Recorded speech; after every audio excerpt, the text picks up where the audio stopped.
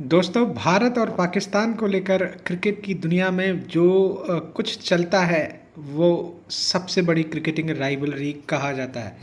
भारत और पाकिस्तान को लेकर दुनिया भर में जितने भी मैचेस होते हैं, उन सब में इस राइवलरी को one of the best rivalry या राइवलरी ऑफ ग्रेटेस्ट राइवलरी कहा जाता है। तो जानते हैं क्यों होते हैं भारत और पाकिस्तान के मुकाबले हमेशा इतने हाईली इंटेंस, खासकर विश्व कप में।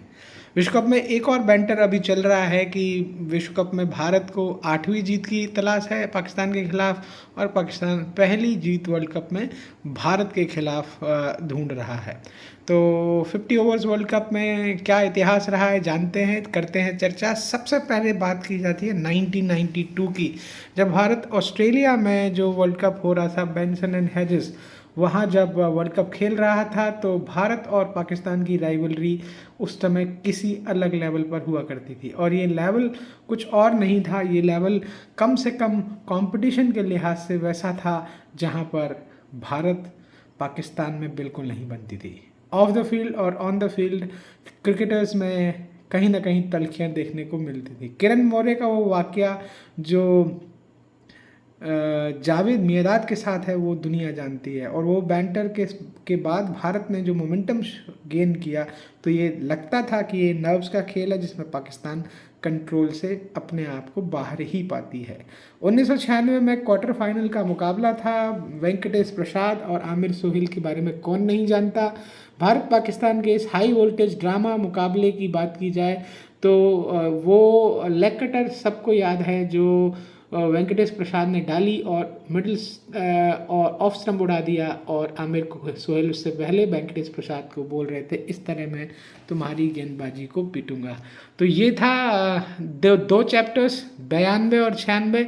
और यहाँ जो लेवल ऑफ राइवलरी थी वो थोड़ी टेंस हुआ करती थी। मोमेंटम हमेशा बहुत नाजुक तरीके से लिया जाता था। फर्दर 2023 में आने से पहले 1999 की कहानी सुनते हैं। 1999 में इंडिया पाक की राइवलरी के पीछे भारत और पाक में होने वाला, या भारत की और पाकिस्तान में होने वाली मैत्री थी, जिसमें अटल बिहारी वाजपेयी साहब ने एक बस यात्रा की थी जिसे दुनिया जानती है। और उसके बाद 1999 में 98-99 में जो बस यात्रा हुई थी, 1999 मई के महीने में जब वर्ल्ड कप हो रहा था, तो वर्ल्ड कप के एंड में एक इंक्रोचमेंट और कारगिल वॉर जब शुरू हुआ, तो ये उसके परिदृश्य में ये मैच हुआ। और भारत के खिलाड़ियों को वहाँ पर प्रेशर में रहना पड़ा कि देशभक्ति वाली बात पाकिस्तान से जीत कर निकल कर आ रही थी। लिहाजा 1999 में ये वर्ल्ड कप की ये राइवलरी एक हाईएस्ट लेवल पर पहुंची। वहाँ जब भारत ने ये मैच जीता, तो ये कहने का मौका भारत को मिला कि हम केवल जीते नहीं हैं, हम शायद वर्ल्ड कप जीत गए। क्योंकि देशभक्ति को प्रूव करने के लिए भारत और पाकिस्तान के सब कॉन्टिनेंट में कारगिल वार के कॉन्टेक्स्ट में बहुत कुछ ऐसा चल रहा था कि लोगों को चाहिए था कि वहाँ एक हैपनिंग हो और लोग इस वर्ल्ड कप के मैच को प्रॉपरली देख पाएँ।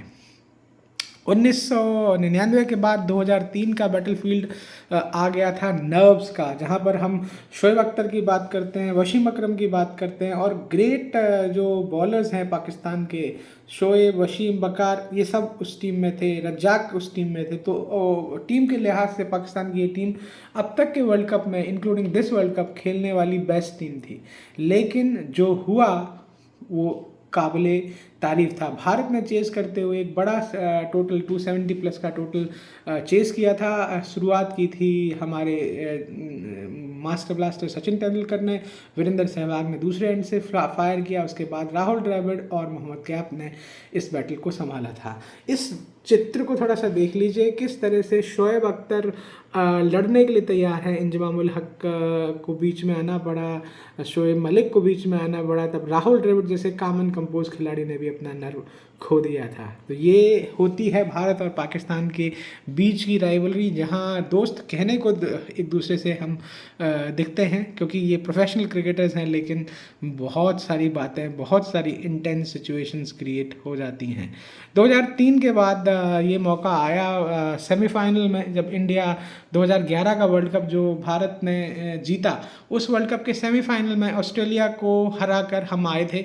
पाकिस्तान के साथ हमारा मुकाबला था और पाकिस्तान इस मुकाबले में एक अच्छा टोटल जिसे कहना चाहिए भारत ने बनाया था, उसको चेज़ कर रहा था। कोई बहुत ज़्यादा मुश्किल पिच नहीं थी और जिस तरह का सीज़न चल रहा था वहाँ पर लगता था कि ओस आएगी और भारत के लिए मुसीबतें पैदा होंगी, लेकिन नर्व्स का खेल था। ये राइवलरी डिप्लोमेसी से होकर गुजर रही थी क्योंकि दोनों देशों के प्राइम मिनिस्टर्स थे, सोनिया गांधी, राहुल गांधी।